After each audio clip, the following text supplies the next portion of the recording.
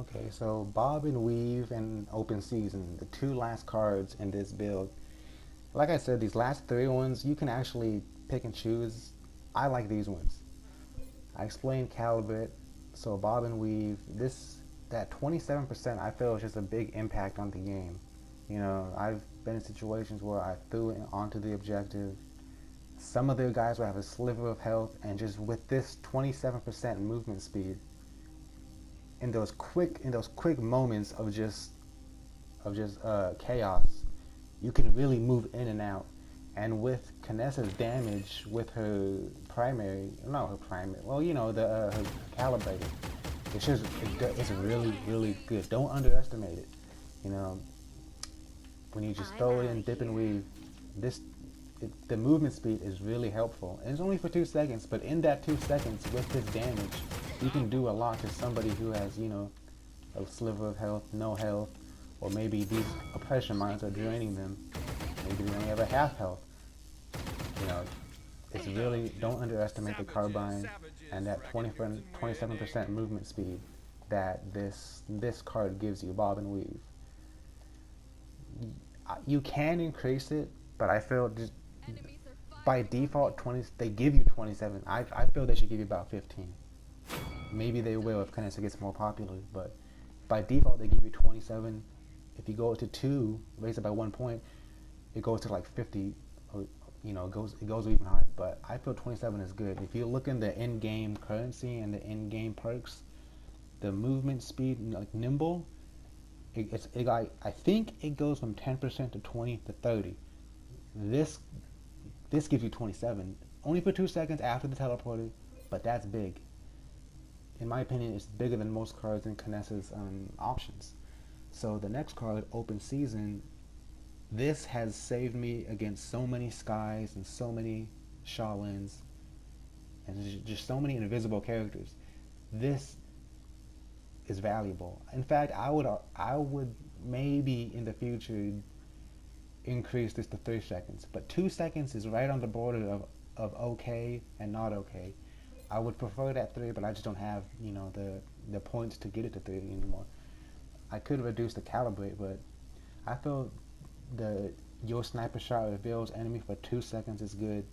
3 seconds would be ideal, but this is huge. Not for distant shots, that's helpful too. But for me, the biggest impact this card has had for me was a goddamn Sky player creeping up on me, or a Shaolin player creeping up on me, or me having to jump on them and just hitting them with this shot. They go invisible. You can still see them while they're cloaked, while they're invisible. This reveals them without the the card that you can see them with. I think it's, I don't even want to sound stupid, Illuminate, I don't know, damn it.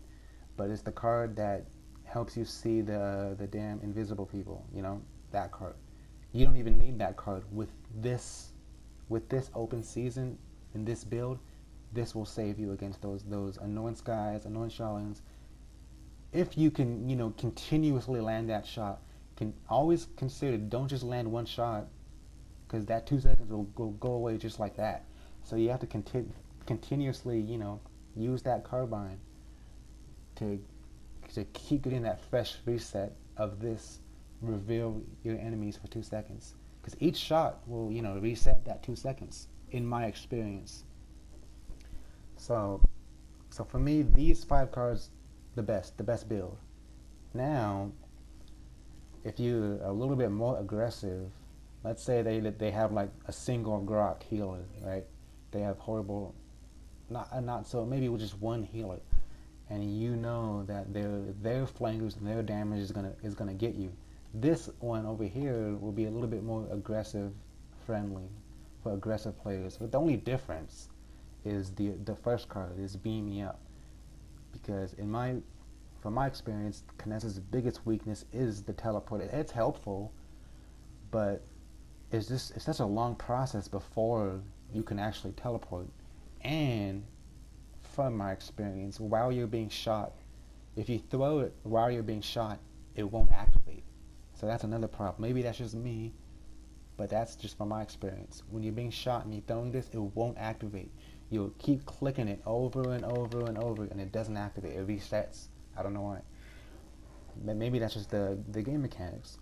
But because of that game mechanic and how slow the transporter is, this build, it takes away the distance we were just talking about, how the suppressor mines, the distance increases. It takes that away entirely.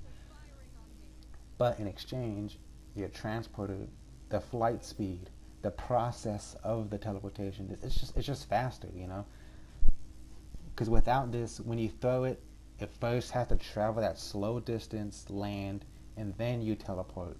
And even while you're teleporting, in a split second, you can get killed just before you teleport. So with this increase the flight speed of the transporter, it really helps you get away quicker. And of course you might say, this one over here, well, if I'm gonna be aggressive and I'm gonna use this, I might as well use the reposition legendary. I mean, you can. I just don't really. From my experience, it's the same result. I've used this legendary, and got whooped in the same way as I did when I used this legendary. I just don't think this one changes that much. Maybe for other Kinessas it does, but for me, not really. So if you want to be a little bit more aggressive, try this one out. It takes away the distance we were talking about between the suppression mines, and it really, if you want to use this, you're going to be more aggressive, running away more, because their flankers are probably going to be flanking you and you want to get away. This will help with that. But at least you can still throw the oppression mines onto the objective somewhere near, and it will still have that 75% reduced healing. That 75% reduced healing is huge. Okay, it's huge, huge, huge, huge, huge. Especially when you combine it with the suppression legendary, which allows it to affect 2 more targets. And on top of that, you do 30% more damage, which is really good. So yeah, that's my favorite Kinessa class, is suppression legendary plus this build right here. You want to be aggressive, same legendary, but this build, it will just help you get away quicker.